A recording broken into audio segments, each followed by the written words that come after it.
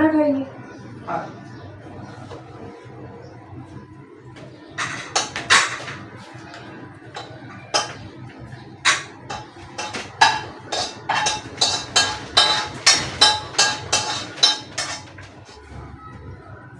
ये आप खाना खा।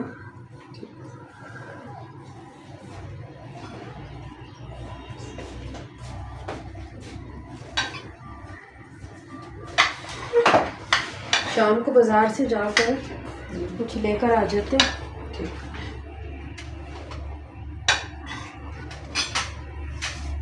ताकि वैसे भी ना घर में कुछ सब्जियां वगैरह हैं जो ख़त्म हो गई, तो ये कि हमें जाना पड़ेगा बाजार।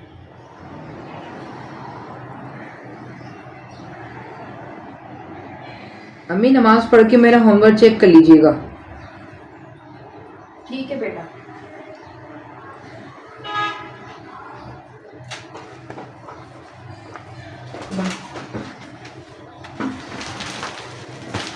ठीक है, मैं जा रहा हूँ नमाज पढ़ने। जी जी, अब ये नमाज़ पढ़ने जा रहे हैं।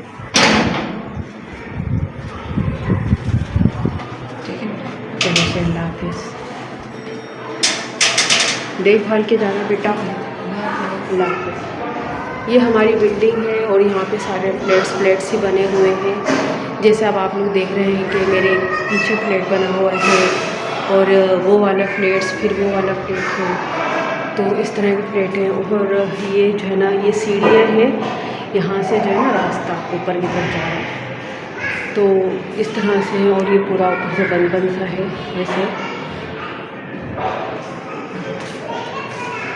तो अब चलते हैं घर की तरफ। एक हमारी ये सामने प्लेट है।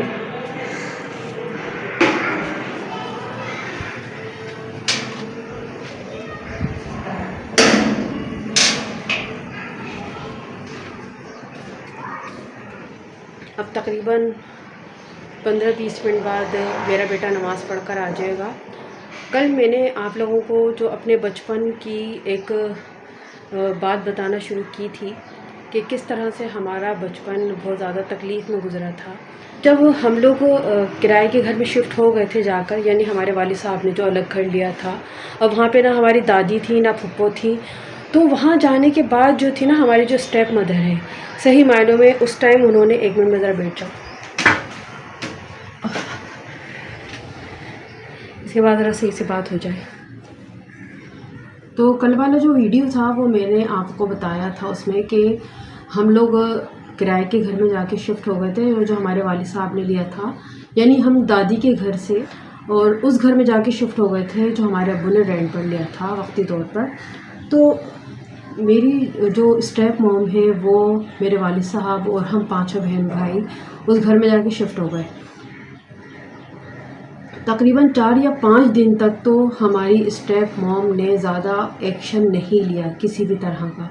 लेकिन जब उन्होंने बिल्कुल नोट करना शुरू की ना ये बात कि यार ये 5 तो बड़े सीधे हैं, इनको तो जिस तरह चलाओ ये चल जाते हैं, बहुत ज़्यादा डरते हैं, सहमते हैं। तो आपको तो पता है कि इंसान जब ज़्यादा डरता है तो लोग उस पर मज़ीद हावी होने की कोशिश करते हैं।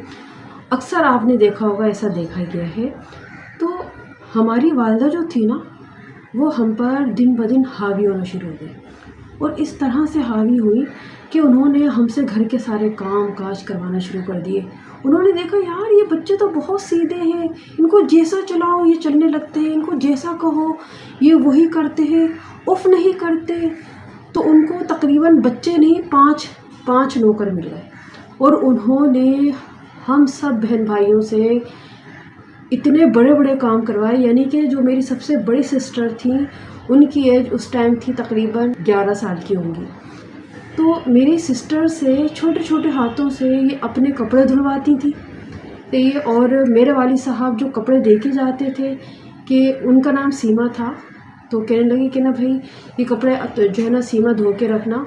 वो कपड़े भी मेरी सिस्टर से धुलवाती थी। यानी कि 11 साल की मेरी सिस्टर की एज, और हम लोग इतने नादान थे कि हम लोग आपस में देख रहे होते थे कि बाजी कपड़े धो रही है, इससे जो छोटी सिस्टर है वो ये काम कर रही है। दुख थोड़ा सा महसूस करते थे अंदर ही अंदर एक दूसरे का, लेकिन बेबस थे, कुछ कर नहीं सकते थे। और जो दूसरी सिस्टर्स थी, मेरी जो दूसरी सिस्टर थी दूसरे नंबर की, यानी कि सबसे बड़ी मेरी बहन थी, इसके बाद एक और सिस्टर थी, फिर इसके बाद मेरा भाई था, फिर मेरे भाई के बाद मैं थी, मेरे बाद मेरा छोटा भाई था। हम लोग इस तरह से तकरीबन 5 बहन भाई थे। और मेरी जो दूसरे नंबर की सिस्टर थी ना, यानी कि बड़ी सिस्टर से छोटी, उनसे उन्होंने पूरे घर का पोछा लगवाना शुरू कर दिया। इतनी बड़ी बाल्टी वो भरवाती थी और उसमें टाइफून डलवाती थी और कहती थी कि पहले पूरा टाइफून का पोछा मारो और इसके बाद सादे पानी से पोछा लगाओ पूरे घर का। यानी कि जो मेरी बड़ी बहन थी वो कपड़े धोती थी, जो उससे छोटी वाली थी वो पूरे घर की सफाई करती थी, पोछा लगाती थी, और मुझसे वो अपने बाल बनवाती थी, जुएं साफ़ करवाती थी और ख़ुद सोती रहती थी मज़े से। और मुझसे अपने इस हिसाब के काम करवाती थी जैसे अपने सारे कपड़े मुझसे तय करवाती थी। वो जो मुझसे बड़ा भाई था उससे वो घर का सारा सौदा सर्फ मंगवाती थी, जैसे कि दही लेकर आओ, ये लेकर आओ, वो लेकर आओ। यकीन करें हम लोगों की वो एज नहीं थी और हम कुछ कह नहीं सकते थे। अगर ये हमें मारती थी हम रोते थे, और रोने के बाद जब हम खामोश हो जाते थे तो ये डरती थी कि अपने बाप को ना बता दे। तो ये हमसे कहती थी अगर तुम लोगों ने अपने बाप को बताया ना तो दूसरे दिन इससे बुरी तरह मारेंगे। और हम लोग जो है ना बिल्कुल सहम जाते थे। हम अपने अब्बू को कुछ बताते ही नहीं थे। हमारे अब्बू शाम को 8 बजे ऑफिस से आते थे, हम अपने अब्बू को कुछ नहीं बताते थे, हम खामोश रहते थे। और अब्बू के आने से पहले पहले हमारा होलिया ठीक कर लेती थी, दिखाने के लिए कि देखो भाई मैंने तुम्हारे बच्चों को किस तरह से रखा हुआ है। और ये हम ही जानते हैं कि अब्बू के ऑफिस जाने के बाद हम पर क्या गुजरती थी। सबसे पहले तो मैं आप लोगों को ये बता दूं कि जो मेरी सुतेली माँ थी वो कहाँ से आई थी। मेरी जो सुतेली माँ थी वो इंडिया से शादी होकर आई थी। इंडिया में हमारी 3 फुप्पियाँ रहती हैं, अब्बू की सिस्टर्स। अब्बू की जो सबसे बड़ी सिस्टर है यानी मेरी जो सबसे बड़ी फुप्पो हैं, तो उन्होंने मेरे वालिद साहब का रिश्ता लगाया था। और शादी किसने करवाई थी ये भी मैं आपको बता चुकी हूँ कि शादी जो है वो मेरी ताई ने करवाई थी। मेरी ताई अब्बू को लेकर गई थी और उन्होंने मेरे वालिद साहब की शादी करवाई थी।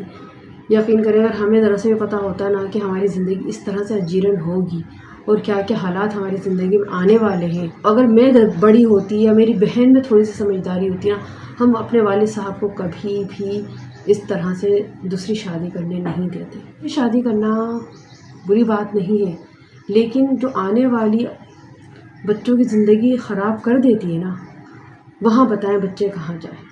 रोज़ाना डेली वीडियोस में आप लोगों को स्टेप बाय स्टेप बताती रहूँगी कि किस तरह से जो है ना मेरी लाइफ आगे बढ़ी है, किस तरह से हम 5 बहन भाइयों ने दुख देखे और ये सिलसिला स्टेप बाय स्टेप चलता चला गया। इस तरह से चला कि मैं आप लोगों को अपनी करंट सिचुएशन भी बताऊंगी। मज़ीद मैं आपको अपनी ज़िंदगी की ऐसी हकीकत बताऊंगी कि आप लोग हैरान रह जाएंगे।